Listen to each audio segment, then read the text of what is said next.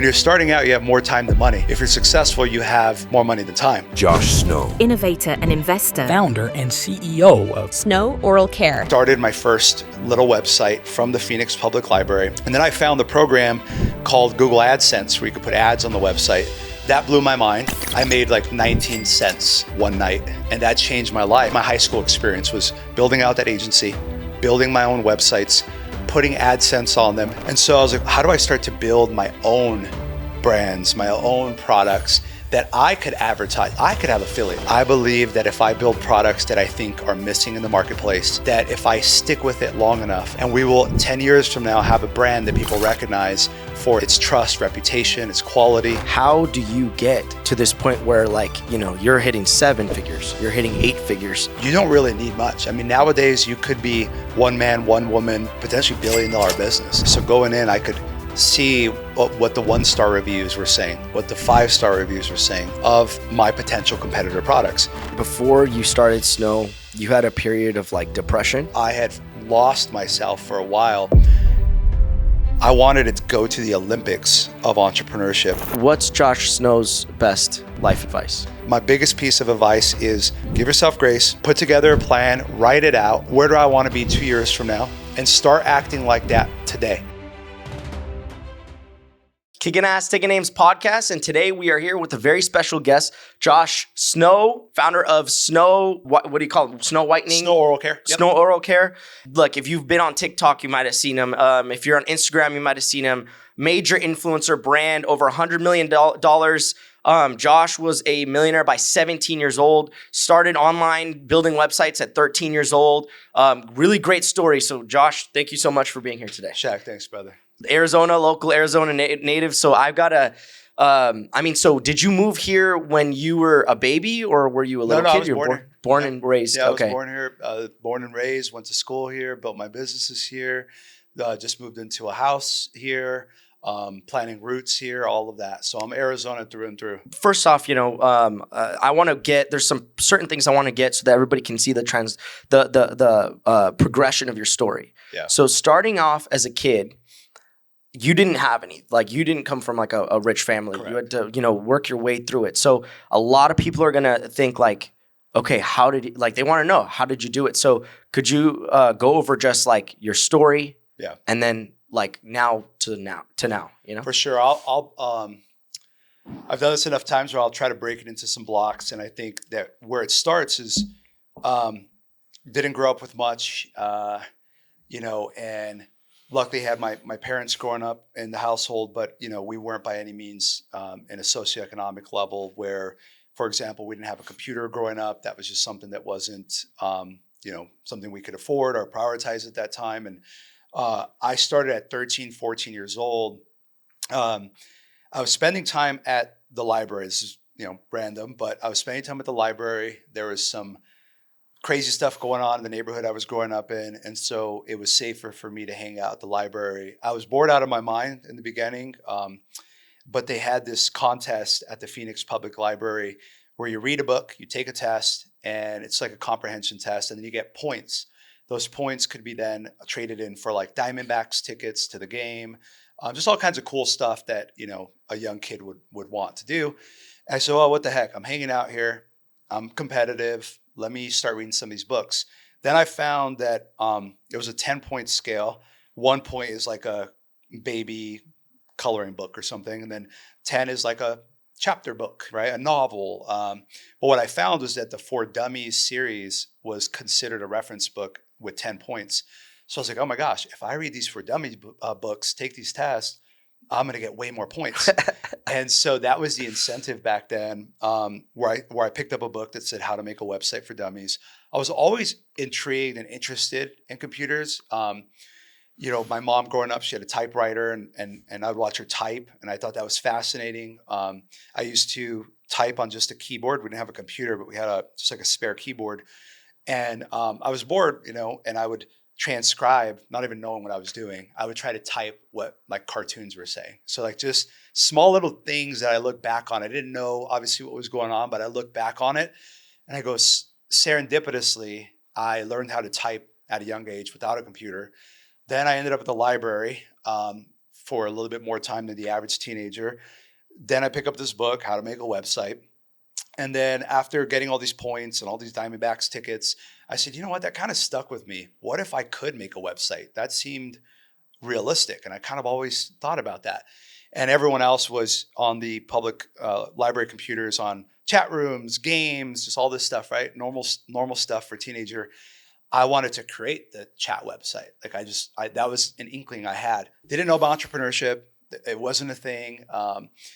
Didn't know what I was doing even, to be honest with you. But I started my first little website from the Phoenix Public Library. Didn't know what I was doing. Again, a lot of your advantage is not knowing. And I did not know what I did not know. And that was a huge advantage back then.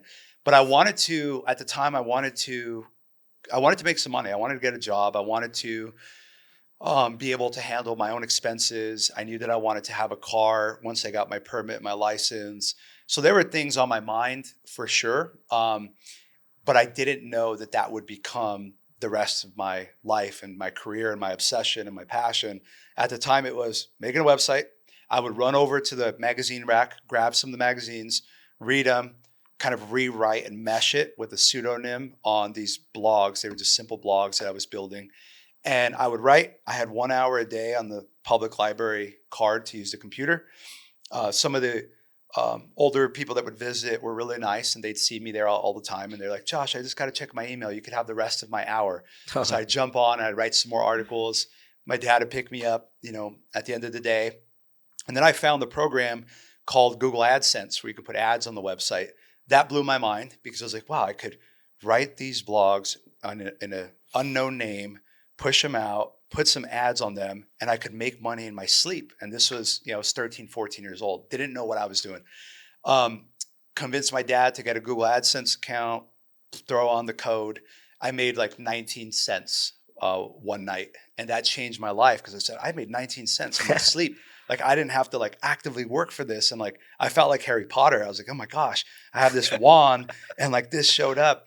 And at the time my dad was like, be careful, the scams, like just like it was not, like go for it necessarily, right? Like they've become strong supporters, of course. But then it was more like taking care of the safety, like what's going on? How are you making this money? What does this mean? They said, just keep your grades up and we won't ask any questions. And so I started building these blogs, found a website called SitePoint, which is now Flippa, where you could flip websites.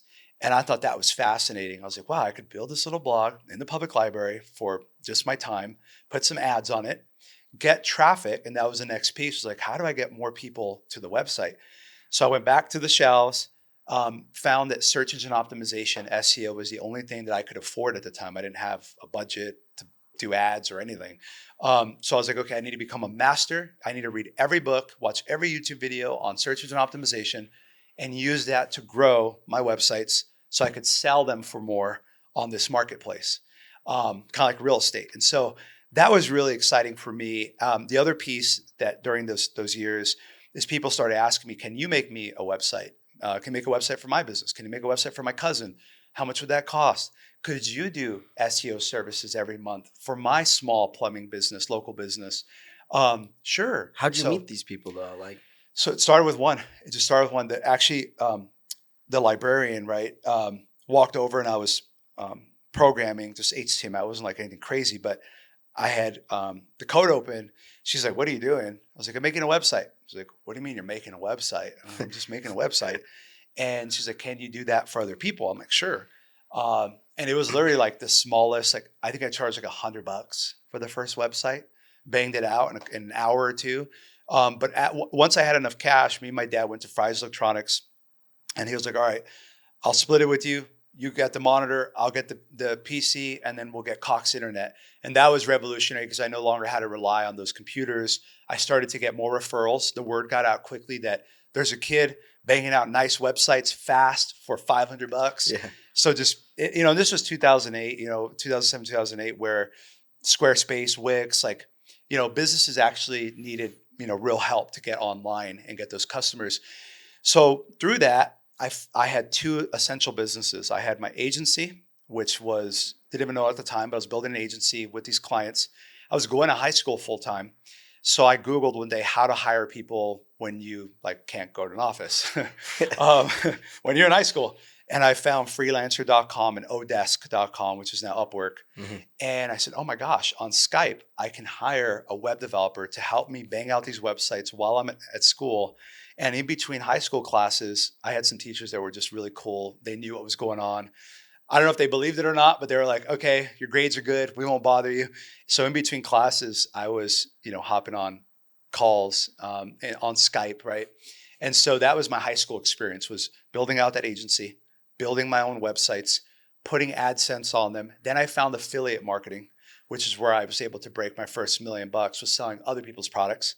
How old are Because you at this point? at that point, I was like 16, 17 is when I figured out affiliate marketing. I said, oh my gosh, this is crazy. Because Google had bought YouTube in 2006. They started putting YouTube listings in the Google search results for the first time. And so I would go and find the high paying affiliate offer, create some videos, not with my face, like literally in iMovie, just little clips. These now have millions of views. And then I would SEO them on YouTube so that they could rank higher for those keywords. And then Google was injecting into Google. So that meant that you had a very high likelihood to rank on YouTube back then, which meant that you had a really high likelihood to be on page 1 on Google for these big keywords like best diet, like just huge keywords. So that was around 16, 17, building websites, running my agency, switched from AdSense over to affiliate marketing. And then I started, once I graduated high school, I was still running the agency, managing millions of dollars of clients' money on Google ads, Facebook ads, mostly those two, building websites, doing all kinds of stuff, right? Mostly marketing focused.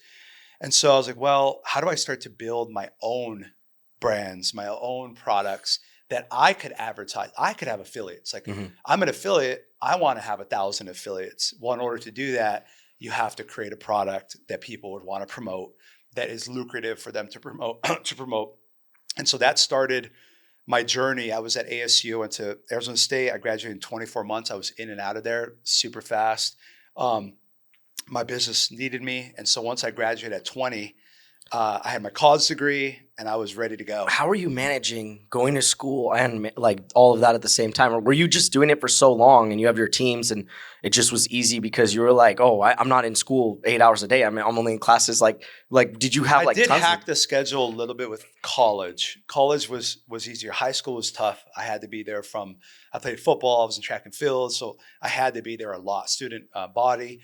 So I was pretty active. So I spent my weekends, nights, a lot of times on banging out websites. And as long as I kept my grades up, everyone was cool with me. So I kept my grades up, fought really hard to keep them up. I graduated valedictorian of my high school, Alhambra High School here in Phoenix, went on to ASU, joined the honors college, and was living there the first year. And that was hectic because in between classes, I'm taking calls, I'm doing all this stuff. The second year though, which is my final year, I came in with 0 credits as well. So I didn't come in with a lot of credits. I was taking 22, 24 credits a semester and 16 in the summer, which is just, I had to get so many overrides. It was crazy. But I took my major map and was like, man, 4 years, like I really want to do this. I want to be the first in my family to do this. It's important to me. I do want to learn, but I also have this business.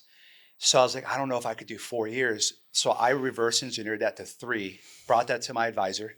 She was like, well, if you keep your grades up, yet again, she's like, keep your grades up, I'll do these overrides, but we don't want to overload you. Like, that's not the point of freshman year. I was like, I know, but I got this business and I got these clients I got to meet. And they were very friendly. ASU was very friendly with being an entrepreneur while going to school. So eventually I hacked my schedule more and more. I was able to graduate in 24 months.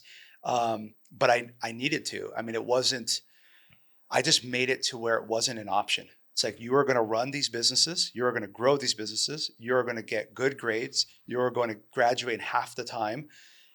Again, I just didn't know what I was doing. It just, looking back on it, I'm like, that's crazy. If you asked me to do that today, I'd be like, oh man, that's a lot. Like final exams, thesis, like all these things. Dude, I mean, you're like studying all these other subjects while you're working on your business. So it was a lot. Yeah, it was a lot. I wouldn't have it any other way though, to be honest with you. Because sometimes when you're a high energy person, you got a lot of potential. It's like how I read books nowadays. Sometimes I have the Audible in my ear at 2x speed. I have a pen tracking the hardcover book. That's how I like to read the best. I can tear through a book with higher comprehension than if I sit there and let my brain wander and I got to reread the page 50 times. That's what I need. What are some of your favorite books right now you've been reading? I've been reading a lot about leadership, team building. Some of my favorites, Multipliers is still one of my favorite books of hiring those multipliers in your organization. I've read everything that Simon Sinek has put out. I think his stuff is really good. I like one of my mentors and one of my favorite authors in town here, actually, Dr. Robert Cialdini. He's got a newer book. It's probably 5-6 years now, but he wrote Influence and then Persuasion. Those are huge hits. Yep. So I read a lot of marketing psychology. Martin Lindstrom, he has a book called Biology, B-U-Y, Biology, the science of why people buy. So I like a lot of consumer psychology, branding, brand building. There's a book by the founder of Red Antler, a huge agency. She's got a really killer book. So yeah, I'm reading. I mostly read today nonfiction. I actually enjoy it.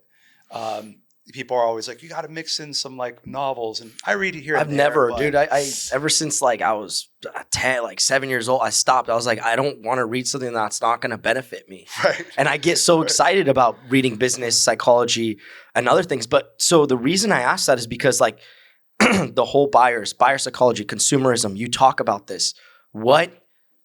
Okay, so first we didn't even go into Snow yet. Yeah. Like I want to make sure we like get this stuff out. Yes. So first off, you decided, okay, so you go through this, it's tying your story. You go through it.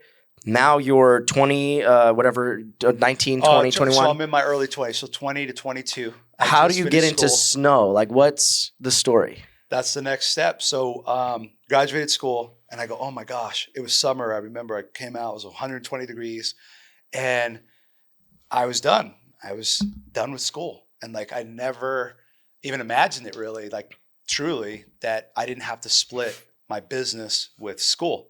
That was just how I started.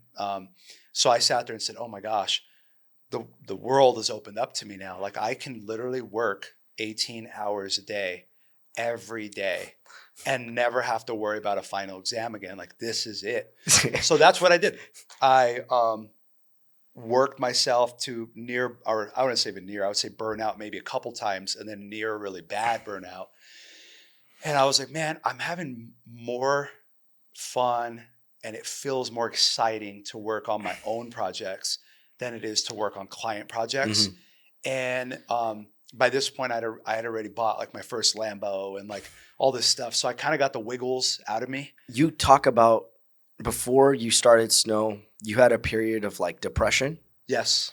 And it was, right, dude, I really want to get this because I know people will like this. So tell me the story of you crying in like you didn't physically cry in a Ferrari, or did you actually cry in a Ferrari? I mean, I probably cried. I don't know. Who knows? It was rough because I went from being so busy, 18 hours a day, 7 days a week, and I've now learned that that's a stress response. It's not necessarily the healthiest thing in the world, but it's a double-edged sword.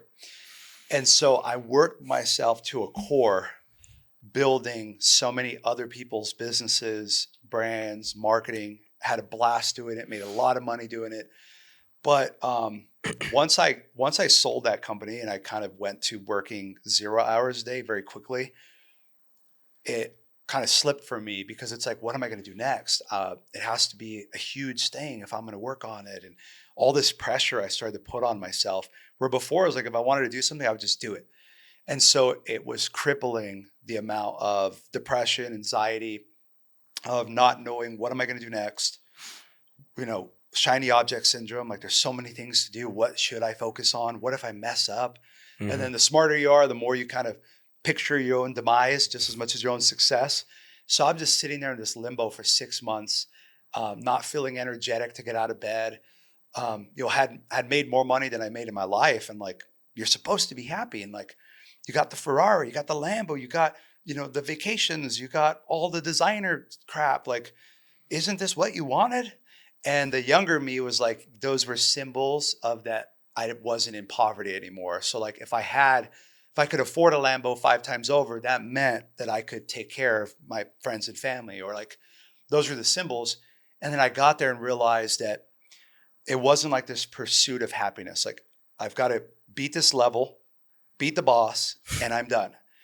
It's actually the pursuit that is my happiness. So if I'm not focused on something with longevity that I feel connected to, and that's where Snow came about, was that I was during that 6 months, I was also prepping for jaw surgery.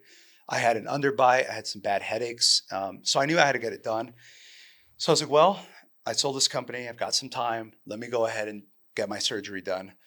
While I'm going through that process, and I've got braces in, obviously as an entrepreneur, I'm researching the market. I'm like, man, a lot of people have teeth, huge market, big players at the top. And I think I could spice this world up a bit. I think there's something here.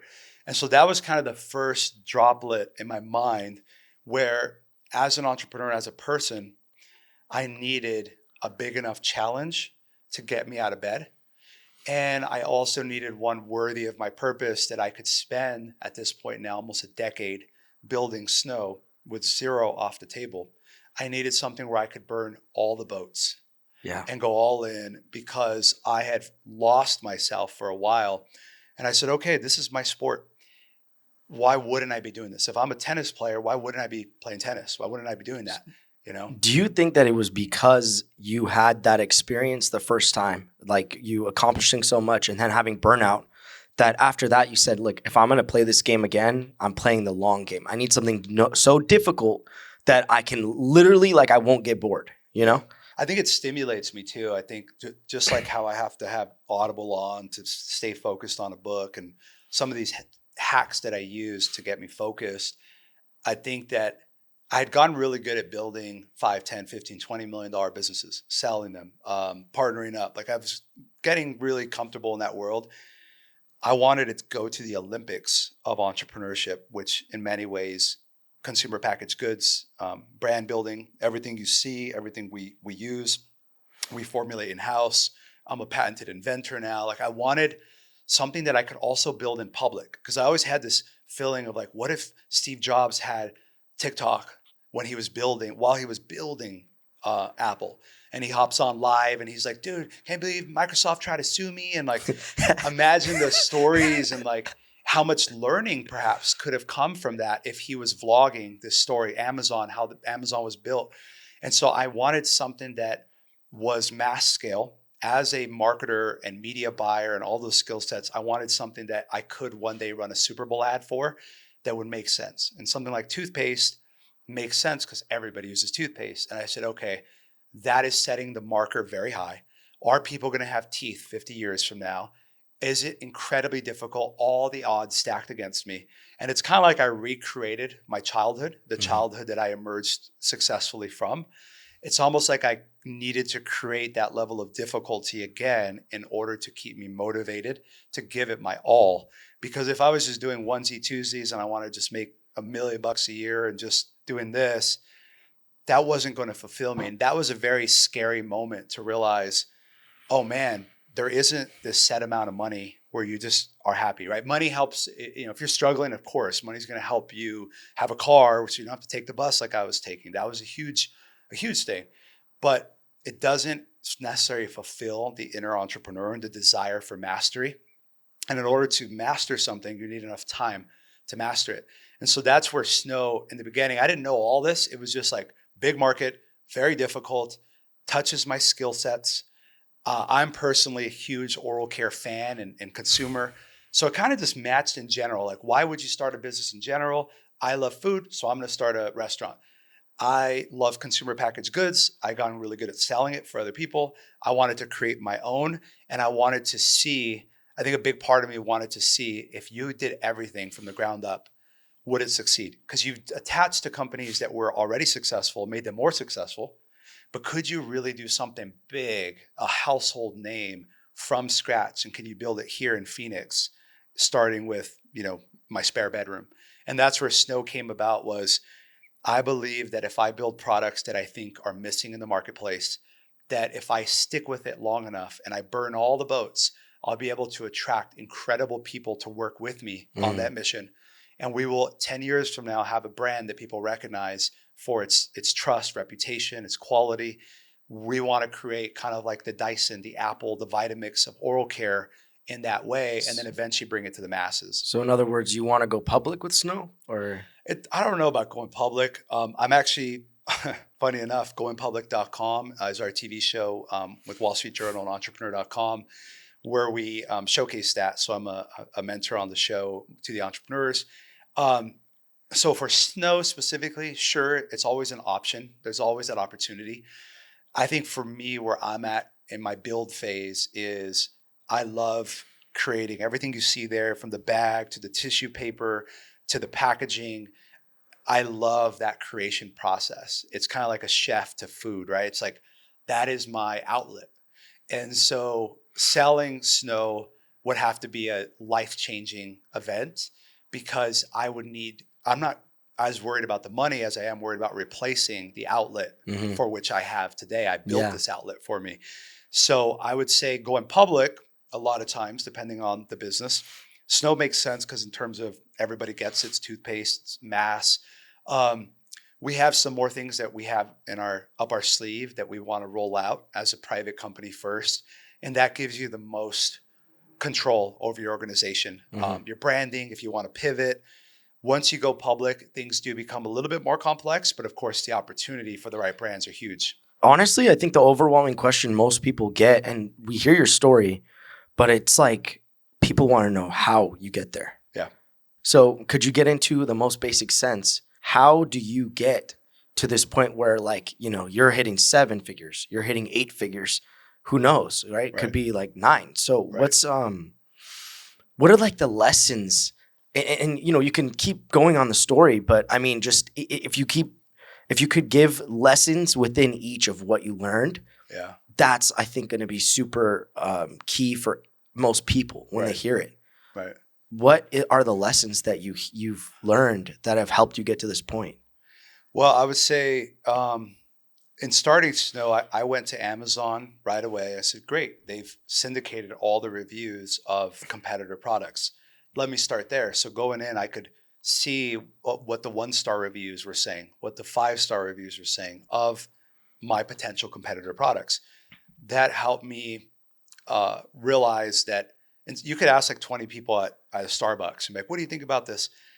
Or you could go to the reviews of your competitor, thousands of them, and see, wow, they don't like that it's not rechargeable. They don't like that it falls off the counter. They don't like the toothpaste because it's too foamy. So you can use that very quickly. And now there's TikTok Shop and there's all these other avenues to gather feedback very quickly for free. It's literally free.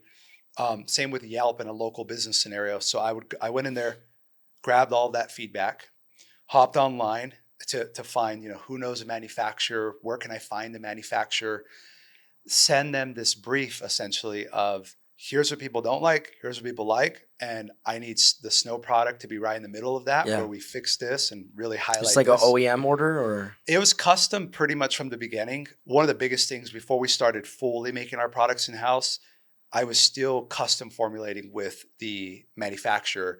It doesn't cost that much. I mean, the manufacturers have formulation people there. You don't really need much. I mean, nowadays you could be one man, one woman, potentially $1 billion business. I mean, with AI, with Upwork, with TikTok Shop, you don't even need a website, Amazon. Well, the tough part is learning that all these things and how you can actually utilize them together, how you have, but you've dedicated so much time into building so many skill sets. Yeah. And then you've had the time and experience to test how they work together. So I think it's incredible. At the same time, that's a lot of hours. Oh, tens of thousands. I mean, I'm almost 10 years now in working on Snow, right? And I've exited businesses along the way. I've invested in dozens of businesses. How do you manage all these things? Like, you got this, and then is there a secret to being able to do all this stuff? Because you said this before in another podcast. Everybody has 24 hours in a day. Right. Jeff Bezos. So what did you learn, or what have you? If you get what I'm saying, what is it that you've done? People's the biggest one. I mean, people, even with AI plus people, whatever we want to call it, contractors, employees, partners. People are the multiplier. Elon Musk has 50,000 people times 8 hours a day. He's got 400,000 hours a day. He could do anything. We're all going to learn sushi, how to make sushi. They will learn how to make sushi better than everyone in one day with 400,000 hours with that level of people. So it does come down to people. If you want to build something big, you want to build something long-term, you're going to have to get good at working with people. You're going to have to communicate your vision. You're going to have to be convicted in that vision.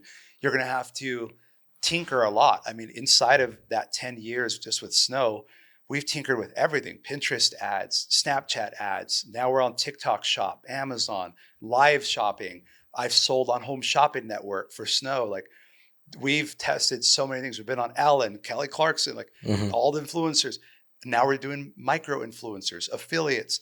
So UGC, I see you guys doing that. UGC has always been, since day one, that before and after. It's like underrated, huh? Oh, yeah. I used to call the customers in the beginning myself. And I would say, hey, Shaq, this is Josh from trysnow.com. Thanks for ordering. I see your package arrived a few days ago. Wondering if you had a chance to try out any of the products. How did it arrive, by the way? And if you're open to answering a few more questions, I'd love to give you a $25 gift card if you'd like to come back. Thank you so much for your feedback. That was literally for free. My phone, Shopify, right? Base account, my spare bedroom, ordering in the product. I could have went a little more crazy. I just, like we were talking about in the belief in yourself, even then there was imposter syndrome because I had told a few people about Snow and they're like, you're going to take on these big guys. Like, you really think people are going to buy toothpaste online and you're going to call it Snow, a 4-letter word? Like, that's an element of earth. You'll never get the trademark. You'll never get the username. So it was really, I'm a solo founder. So it was really kind of, I had to say, all right, look, man, I can't stop thinking about this opportunity. How do I leverage myself? In the beginning was me, right? So I'm calling the customers, printing out labels, as a very successful entrepreneur, where I could have just rented a huge space, throw a bunch of people in there. I honestly didn't know. I didn't know if I was onto something or not. And I really wanted to know. And so as soon as I knew, that's when you bring in people like customer support, fulfillment, TaskRabbit even, right? Like, can I get 3 people on TaskRabbit to box these up and get them out to the customers? Then your customer support starts increasing the more you're selling. Then you might need help on TikTok Shop ads. So then what I found is that you don't know what you don't know, right? And I am a continual student. 18 years later, a few months ago, I woke up and I told myself, Josh, you need to add TikTok Shop, live streaming, all of this to your repertoire, and you need to become very fluent in it. So I downloaded Twitch, Kick. I'm sitting there watching while I'm working these live streams because I have to understand it. I have to digest it. And that's what I'd recommend to someone today in any space. Download TikTok, allow yourself to get addicted to it for a week, set a timer. And then after a week, because you will get addicted, take a step back for a second and understand. And there are tools to do this, spy tools to spy on which ads are doing the best on TikTok, which products are selling the most, which creators are doing the best. Amazon, there are tools that tell you exactly how many units are sold. So you might sit there with even a free trial, give yourself 7 days in those tools, get an understanding of what you might be interested in launching. It could be a product, it could be a service, it could be a SaaS. Kind of just get comfortable. Then Discord, WHOP, all these communities where people are sharing, and Facebook groups too, on these specific areas. So now you're getting a fresh Facebook group of people talking about TikTok Shop. You can reach out for free and be like, yo, I really love your post, bro. That really inspired me. I was wondering if I could hop on a 15-minute call. When you're starting out, you have more time than money. If you're successful, you have more money than time. Mm-hmm. And the only leverage that you can do, you need efficiencies. So we sell today in CVS, Nordstrom, Neiman Marcus, Saks, Amazon, of course, list goes on and on. Our website. So we have multiple channels that we're leveraging for distribution. That's kind of like leveraging people. When someone comes into CVS, I'm not there selling them Snow. They're picking it up on their own. So it becomes a leverage discussion. I think to go from 7 figures to get to 7 figures is a little bit of leverage. You might have a few people working with you, some contractors on Upwork. You might have an agency that's doing your ads for you. You might have a partner that's, handling the product side of things if you're launching a product.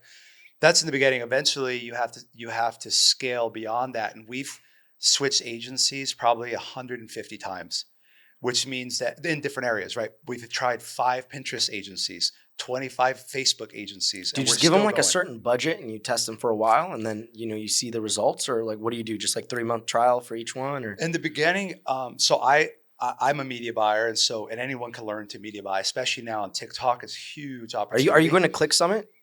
No, not this year. Okay. Cause my buddy runs the whole thing. He started it. It's great. I've heard about It's it. going to be day after tomorrow. No, it's like in 3 days or something like that. 4 days. Maybe I'll be able to swing by. But that. What I try to do is I try to go. So one of my tactics, one of the lessons I've learned as well is, people, how do you go to those people when you're a brand new brand, and like, how do I hire? I can't hire all these people. I'm trying to start something from scratch. That's why agency services is one of the best ways to start. That's how I started. Mhm. You start the agency, you become an expert, over deliver, underprice, over deliver, over and over again. Get them on monthly contracts, specialize. Like right now, we have an agency that just does TikTok Shop affiliate outreach. So they just only for TikTok Shop, only for affiliate for TikTok Shop, and they do outreach, right? And we pay them thousands and thousands of dollars a month to do that, and we're adding to that stack. That business could be started for virtually $0. Mhm. And now you can go onto the Facebook groups, Discord channels, and say, hey guys, I'm offering my services. I will reach out for your brands or your clients' brands on TikTok Shop, the biggest gold rush. I'll do it all for you, starting at $2,000 a month. You get 5 of those puppies and you can quit your job while you're learning something that's future proof or hot right now, that then you can choose after having all the spy tools, because your clients will be paying for them essentially. Now you got all the tools. They'll be paying for the Upwork people you're talking to and working with that are specialized. We have people for $750 a month to $1,500 a month that are doing outreach for us on Upwork. So now you got a little team, one person, you got the software, you quit your job, and you're a TikTok Shop affiliate expert. Now you're going on Twitter, Dude, you're going to Click. You just got to start a Boom. course, dude. Like you got like a university. You should, you know what? Honestly, I think you'd be a great founder for like a future school, like for kids in the future, like whatever it needs to be. There, like if you ever exit, dude, I'm telling you, I'm just saying, I see things in the future. I see people's I always see the potential, and I'm looking in the future, right? Which it's kind of hard when you're already like at this big level. Most people are probably not going to like challenge you, but I would challenge you to say, change the future of education for these kids. And that's a big passion of mine, man. For 15 years now, I've been involved with the Fleischer Scholars Program, which is a summer program at ASU, University of Arkansas, a few different universities. It's focused on, we focus on the underserved high school junior going into their senior year, bring them onto campus, teach them, learn how to learn. The founder is my longest mentor and one of my best friends, Mr. Mort Fleischer, who successfully sold his last company for $15 billion cash last year. It's a local company. It's in the REIT business, real estate investment trust. He's in his 80s, smartest guy I know, just amazing. And I was fortunate because I was actually in that program. So I was a 16-year-old, not knowing if I was going to go to college, not knowing what was going on. I was there the first year, met Mr. Fleischer, asked him to lunch. We became fast friends. I graduated high school, became a mentor in the program, and now became a trustee of the program. So we do a lot with underserved because that's really home for me. And to your school point, it's something on my list. We worked on the Phoenix Coding Academy down the road here, and I was fortunate to work on that project with the city. It's a totally public high school, which is focused on 3D printing, AI now. And it's public, it's free for that underserved community that can't go out and buy a $3,000 3D printer for their kid to learn it. We have that there inside of the school. But I think to your greater point, there's an opportunity in learning models. I think the way kids are learning today is different. The tools that are accessible, AI, it's a whole nother world. And I think I would love to, if I'm helpful in any way, to shed insight into how can these kids learn some of these skills. Like at our coding academy, some of them learn skills quickly enough, like at 14, 15, that they can hop on Upwork as a contractor and be coding for real people with cash, making more than they'd make working at a fast food place to help and changing family their out. lives, changing their families' lives, and they're doing something good. So here's a real question: is like, I mean, everybody has already, a lot of the systems that exist today, they're there. But what would you suggest as like what do you think are some of the biggest difficulties people are having with learning? Because you think really fast. I don't know if you know this, but you think like double the speed of like other people. I could just tell because I'm usually pretty quick and on my feet, and I'm usually just like, oh, okay, like I can sense, I'm competitive in a way, like healthy competition. But I'm like, dude, like I have to like slow my brain in order to be like, this is what he's saying. Like this is what he's really trying to say. He's just thinking, and like this is the system, I do speak a lot of analogies. My fiance is always like, you have a whole basket. You're talking circles around her. I'm telling you right now, dude. You're talking circles. But the truth is, though, it's the way that you trained your mind. Correct. Right? Learning models. You talk about this. Learning models. What does a learning model look like? Where can we take that? And like, let's just start that conversation. I think you need both. So you need the personality, which all of this that you see today is a decade, almost 2 decades of struggle, hard work, adversity, not giving up, turning no's into yeses, near failures multiple times, like just a lot, right? And everybody has their own journey. And so what I found is that you have to, there's a book called Cybernetics. Psycho-cybernetics, yeah. And that's by Dr. Maxwell Maltz. And then there's Influence, actually, that kind of, I think they carry a lot of similar tonality. But the idea there, without even having to read the book, is that your brain is a computer. Mental plasticity is what he talks about. And in that book, he studied, he was a plastic surgeon and studied patients that essentially had some form of body dysmorphism or dysmorphia. And they do the plastic surgery and they see themselves differently and they start to have more success. Correct. Exactly. And so it's a great book. And the idea there is the first part is you have to humble yourself, learn how to ask really good questions. You can use ChatGPT nowadays. Like if I'm going to meet with someone and I want to just throw up 25 more ideas, maybe I didn't think about meeting for the first time or podcast or something, right? ChatGPT is there, which we didn't have before. But the idea is you have to be willing to submit to the ignorance and be excited by the ignorance, because without that, there isn't an opportunity for growth. You will not layer on. The second piece of it is just-in-time information. So there's so much out there. How do you curate? And I think that's what I've done. I spent a long time curating how I look for information. So if I'm really focused on social media, I'm going on LinkedIn, finding companies that are doing well through the spy tool, searching their employee list on LinkedIn, using a tool like Rocket Reach, Contact Out to get their cell phone number, texting them, hey, can we hop on a call? So I'm cutting the circuit, especially when it's a lot of emerging stuff. You're not going to find the book on it. There won't be a lot of YouTubes or podcasts on it, but there will be signs of that success. So I become hyper obsessed over figuring out something I believe will add a lot of value to my brain. So you got to be willing to submit yourself and say, I do not know anything, and I am going to challenge myself to become an expert at TikTok in 90 days. What does that look like? Let me write it out, make myself accountable. How many podcasts am I listening to? How many people I'm going to have one-on-ones with? Might I go on Mentor Pass? Really like osmosis. Yeah. Yeah. You have to soak yourself. Yeah. I drench myself. I think that's the best way. I've tried to learn so many ways by a singular form of learning, and I've noticed that I do not do well. Like I'm not a book guy. I'm a like. Well, you need the circle. You need the full thing. Yeah. When I find someone, I listen to a podcast, I go, I don't know what it is, but I like the way this guy's talking or this girl's saying this. I will find everything on them.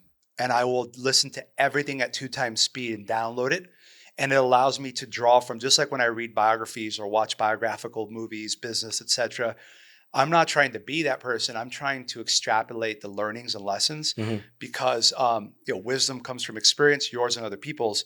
So if I can build a mechanism where with no ego, I am learning in these areas that I believe are advantageous, that I can add value to myself and to other people's life, then I go crazy with that obsession. I listen to every podcast, every YouTube video, every article that they were mentioning. I go on Google. Did they ever write anything? And I download that whole mental model. And that allows me to create a smoothie. Because you were like looking for like a frame of reference of how to think about something. Correct. Right. Because I mean, for me, like I said, I don't want to say I'm not a book guy. I want to say I'm not only a book primary, guy. Yeah, like primary, because if I go to school and I'm reading, I'm like, that's how they do it today. But then visual and then a video. Video, and then audio, podcast. talking, conversation, mentorship, all of these case things. Study. Yeah. I mean, the spy tools, I spend hundreds of hours a year in spy tools. Just looking at the top What's spy tools, by the way? Like TikTok ads spy tool. Oh, okay. Facebook ads spy tool. Shopify so just spy huge tool, analytics. Amazon spy tool. I use that because it consolidates and aggregates the best learnings fast. Yeah. So I can go on an Amazon spy tool for $100 and I can go and see exactly what everybody's selling, how many units they're selling. That allows me to help curate what I should be focused on. So if I'm looking at it like today, TikTok Shop, Amazon, influencer, retail, those are areas for Snow that on the marketing side, I'm very focused on. So I'm looking at what are the conventions? What are the masterminds? Who's the thought leader on Twitter that's talking about this? And I will DM them. I follow them and I create a list. So I try to organize my obsession of downloading these models. But that's what you see in Snow as a mix. It's a smoothie. It's my cosmetic experience. It's 5,000 interviews I've listened to on podcasts. It comes together and it seems like intuition. And one of my mentors told me one day, he said, if you focus on learning, you never stop learning, especially learning the right things from the right people, you curate. Eventually what you do, if you execute upon it, it'll look like magic to other people. It'll look effortless. In reality, it's the accumulation, thousands of compounding hours effect of that, which means there is no shortcut. But there are shortcuts to the curation. Now, I could sit here and spend 10,000 hours learning about gardening. If I'm going to start a garden business as an entrepreneur, that might make sense if that was my passion. But I study competition. I study other industries, skincare, makeup, hair care. All of those spaces are studied by me. I'm on TikTok, clicking the ads, cataloging them, sending them to my team, sending them to the community. And surrounding yourself with a panel of experts, because how many books can you read that can people can just summarize in a conversation? Exactly. That's the fastest for like, especially at the level you're at, you don't have the time to do as many. So you have some time, on a flight in the morning. But I need to go right to the person. But like you go to the source. Like Smart Sweets, they're a healthy candy company. They've crushed it. Great branding. Recently sold for $360 million. I love a lot of things about their brand. That is a signal for me to go to their LinkedIn, click on their employees list, go down the roster. It's everyone's resume. I love it.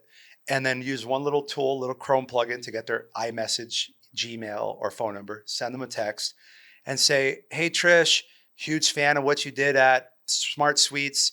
I'm in a non-competitive space, oral care. Was wondering if I could pay you for 30 minutes of your time. Just had a couple questions of where you might go. She's already read 1,000 books in that area. She's already gone through that in that area.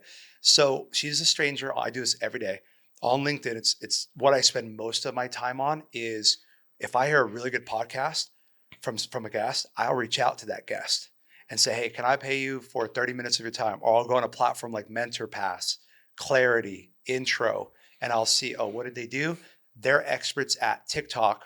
I have my TikTok questions ready. And then I ask them all the time at the end, is there someone else you think I should talk to on the platform or in your network? And so now that creates that open door. And they go, Josh, based on what you're telling me, I wouldn't waste time with whatever, this thing. I could have went and read 500 books and tried to figure that out. Or for $100 and 15 minutes of time, instantly have access to that. Most of the people I reach out to on LinkedIn have never been reached out to before in that fashion. So this is like, and there's 1 billion people on LinkedIn. So everyone could do this and there'd still be enough to eat for everybody. That's how I use LinkedIn as a poaching tool to find people, maybe not even just employees, but they might have a recommendation like, oh, Debbie, I need to connect you with Debbie. She's exactly what you're looking for based on what you're telling me. I've done this for 6 years at Nike. And you pay $100, and a lot of these people will take the call for free. They're just flattered to share their experience. So that's one of the ways that with my limited time, I still have to learn. Like I have to learn TikTok Shop at mastery level in 6 months while running all these companies. Mm-hmm. How do I do that? There's conventions, masterminds, there's some of those things. There's YouTube's podcast, courses, etc. I try to go through a course or two a month on my own, just to kind of. I don't know how your blitz hat still fits, dude. Your brain. It barely does, man. I got a huge head, but your brain is just no. I mean, like always going, man. Yeah, dude, you're pumping. It's always pumping, man. Which is good, dude. I feel like I did that so much, and then you get older, and then you're like, dude, I'm tired of reading books and not doing so much. Correct. It's like at some point you have to just like burn the bridges. You got to do both. Ideally, like some days I'm 99% execution because Snow's got a bunch of stuff. My investment portfolio, my real estate, I need to do this. Like some days it's 99% execution. But even inside of those businesses, if I'm going to get into, for example, the property management business, I'm reaching out to my buddy Donovan, who built Renter's Warehouse to huge success. And I'm asking him, what do you think here? Is there an opportunity to maybe partner up? I don't need to know everything, be the expert at it to actually execute, but I need to know enough to qualify the experts who I'm going to work with. And that's really ultimately the highest paid skill in the world is communication. Nonverbal, verbal, internet, whatever, Discord, TikTok. But being able to communicate and then put into action what you're learning, then it kind of solves two stones at once. Like I read hbr.org, you can buy Harvard Business Review. You can buy case studies for like $15 or whatever they are now. I've read probably, I don't know, not 1,000, but like 100 of them at least. And so when I'm executing, so let's say you go, I'm going to start a coffee shop and I want to sell coffee goods online and on Amazon. That's going to naturally, as you start to execute, you're going to say, okay, I need to follow an Amazon marketing podcast. I need to talk to someone on MentorPass that did 100 million on Amazon. And what would they recommend? They're going to shortcut you just like I could in my spaces of investing, e-commerce, brand building.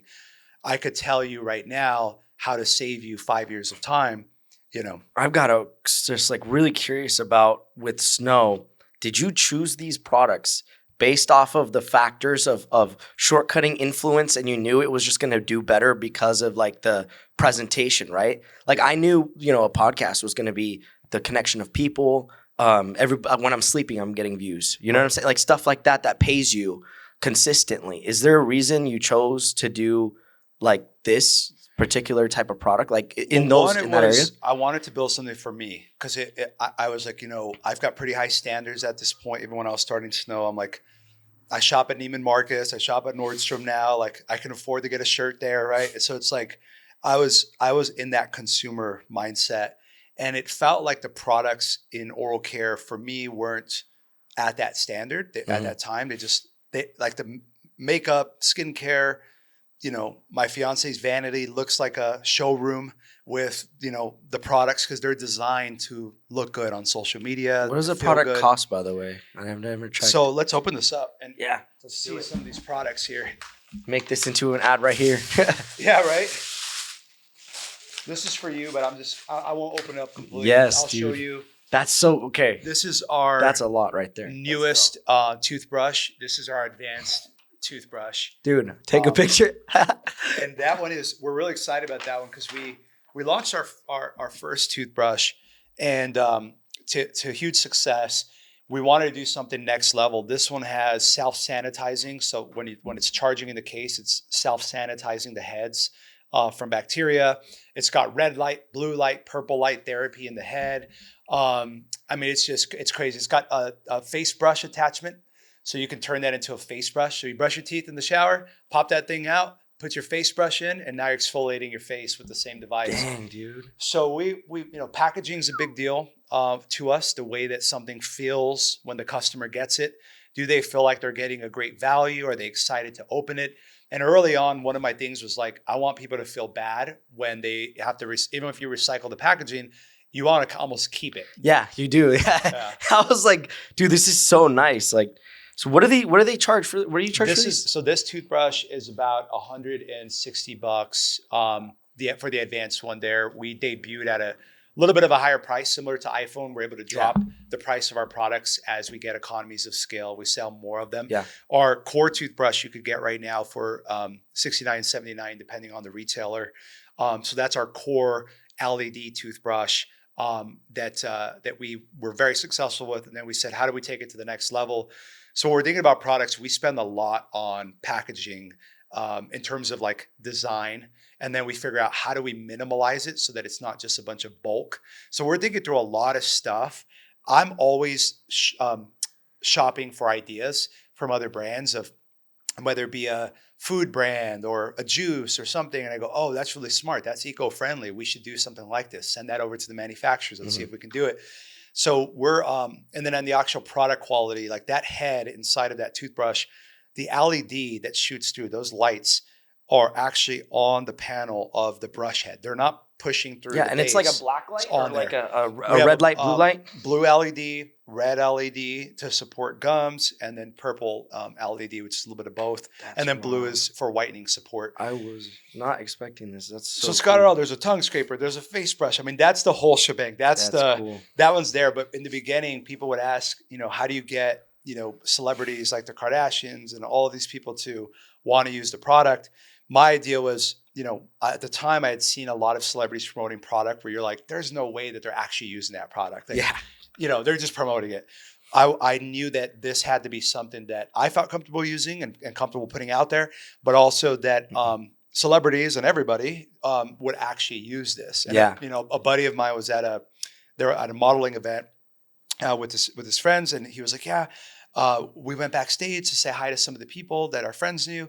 And like 6 or 7 of the models were using Snow products at one time back there. So it's kind of like that professional level.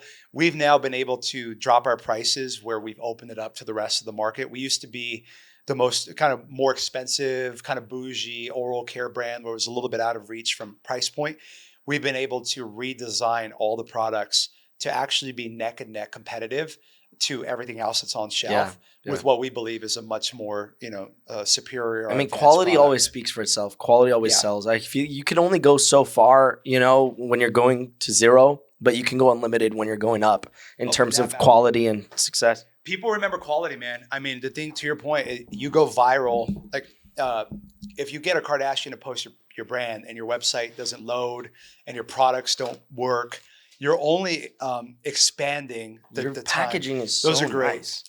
That's a water flosser there. That's a travel friendly one. This it's is a collapsible. dude, I'm repping this all day. Those are drops. Those are the world's only drops. We invented them. You drop them into your water flosser so they whiten and freshen your breath while you're water flossing at the same time. Dude, this is nice. And you got some goods in there. The team sets you up and everything, even our travel bag, we just really focus on quality. What in the heck, dude? You're putting in a teeth brightening serum, okay? Oh, yeah. That's our purple serum. Tooth white. Okay, this is the toothpaste. Yeah, that's a favorite. That's one of my favorite flavors. And then you've got that's our morning frost. Oh, okay. This is also toothpaste. That's I think we've sold the most units of that one in our toothpaste line. And then what is this little baby doing? That's we've sold a ton of those too. That's our overnight lip treatment. It's a very rich. Do you know how many people are gonna leave a comment if you think I have dry lips sometimes? People say that, and I'm like, dude, we live in the desert, man. We're in Arizona. Yeah, we're trying our best. We're trying our best out here. Well, that'll help you. That'll go a long way. And I'm gonna get you, dude. I'm gonna be your UGC guy now. Like, let's go. We'll dude. take it, man. We thrive off of we have tens of thousands. Like podcasts, like this is part of your strategy, right? So we'll have to do some like promo for you guys. We'll just put you on our page. I mean, anyone with teeth, we'll help you out, and now at a price better than ever before. And that's been kind of the thing I've been waiting on for so long is how do we go? When we started, it was $149 for our teeth whitening kit. We've sold well over 1 million units of that original system. We now have wireless, colors. I mean, we've got the whole lineup. But it was $149. Now, those floss picks are like $6. What stores are you in? CVS, Nordstrom, Neiman Marcus, Macy's, and we've got a few launching some more. Amazon and our website are still our larger channels. And then people can subscribe, right? So they subscribe to toothpaste. $9. You never have to worry about it That's again. so crazy. Ingredients are cleaner than what you might be used to. So everything is thought through, but this started with one product. Everyone watching is like, this is crazy. It started with one product and one idea and relentless execution, Testing, learning everything I needed to learn. I can program, I can software program, I can web develop, I can web design, graphic design. So you could do everything, I man. can package, I can go deliver the packages, customer we're good on that. support, We know you could do whatever everything, it takes, man. But that's where I think for people that want to really be successful in this space, you don't have to know everything at expert level. I have a partner who's VP of product, and we ideate these ideas together with our manufacturer and say, what is possible? How much would this cost if we did this? We're always thinking of the customer, and then we take all the reviews. Even if you have 5 customers, call 5 of them. That's going to help you like, oh, we need the toothbrush to be taller, or we need it to be longer. That's the customer-centric that Amazon's famous for in building their business. But that's what it takes to build. And I built digital businesses, exited all kinds of businesses, but Snow is what I'm most known for. And that's the quality of products. We want people to grab it and say, wow, like, I didn't like, this is crazy. It is crazy. Like it's just crazy because you just know when you see something that's high quality, you're just like, wow, it just like gives you a feeling of like, these people care, right? Does. They care. They put their passion into their product. You don't want to buy something for somebody who's not passionate. Right. I couldn't be here and be like, oh, whatever. Like especially today people buy, they follow the founders of the companies that they buy. They see the communities. They really can see through the product. And at the end of the day, even if you go viral and you sell 1 million units of your product, if it doesn't work, if it doesn't create that brand experience, you will not be in the reorder business. So Josh, after everything, I appreciate the time. I know we're kind of short on that a little bit. Before we go, we always like to ask our guests what their best advice is, like world advice, life advice. This is, you can say a couple words or you can go on like a full tangent. But if you could also, look at the camera sometimes and just give us like, what's Josh Snow's best life advice? Yeah, absolutely. There's a ton in there, but I would say, one, give yourself grace. Be patient with yourself. If you are doing the best that you can and you're swapping out your Netflix time for YouTube learning time, you have to, just like your brain's a supercomputer, computers get viruses sometimes. They slow down. You have too many windows open. You have to sometimes restart your computer. You have to download antivirus software to get rid of the bad stuff. That's by putting in the good stuff. So you say, who's my circle, even virtually? Even if you're not talking to anyone physically, what podcasts am I listening to? What people am I following on social media? Am I giving myself enough time, or am I spending too much time on Netflix and these different areas? People who aren't on their purpose seek entertainment. That's just how it's worked. It's worked in my life the same way. Anytime I've kind of gone in an ebb and flow, that's very dangerous. Gambling, or I don't gamble, but like gambling's one of them. Sports, like anything that pulls you away from your core purpose can be dangerous. So I would say my biggest piece of advice is give yourself grace, put together a plan, write it out. Where do I want to be 2 years from now? And start acting like that today. So 2 years from now, what does that look like? I'm getting up, I'm working out, I've got a gym membership, I'm living in my own place, I've got my first employee on Upwork, we have some type of agency, I'm able to quit my job or supplement my income. Go there and be willing to move it around, but draw that out and then say, who would I need? If I waved a magic wand, who would I need? Who do I need to talk to? Create that plan. Give yourself grace. I wish I could have told my younger self, because I've always been like, go, go, go.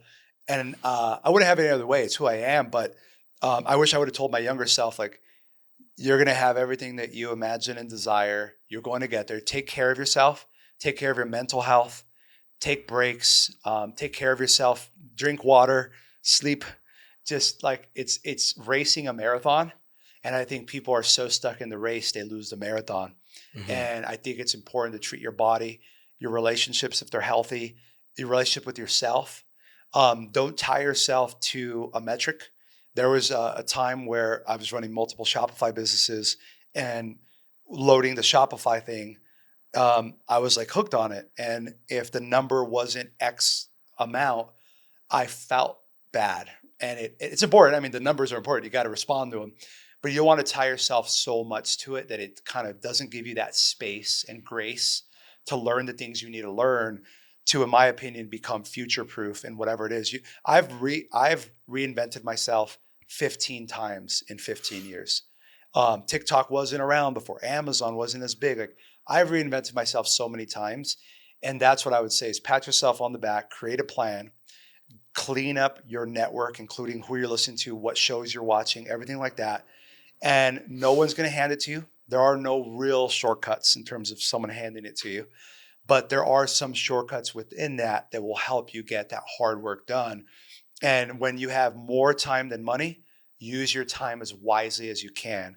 And then once you have more money than time, use your time to understand how to wisely invest your money and hold on to it. Those are the life lessons. And you can respawn so many different times in your life. You can change your name. You can go from platform to platform. Just don't give up on yourself. Be easy on yourself, but also be hard enough that you're going to be able to look at yourself and say, I did give myself these last few months.